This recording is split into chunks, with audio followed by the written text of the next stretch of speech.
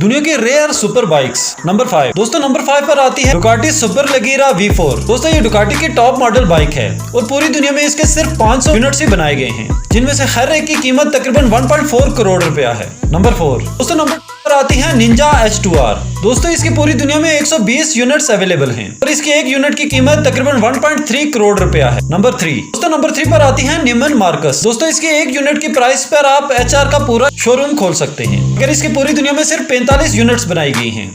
और अगर इसकी कीमत की बात की जाए तो इसकी एक यूनिट की कीमत तकरीबन 120 करोड़ रुपया है। नंबर 2 दोस्तों, नंबर 2 पर आती है दुनिया की सबसे फास्टेस्ट बाइक, जिसकी स्पीड है 680 किलोमीटर पर हार और ये पूरी दुनिया में सिर्फ 9 यूनिट ही बनाई गई हैं और इसका नाम है टोमहॉक डोज।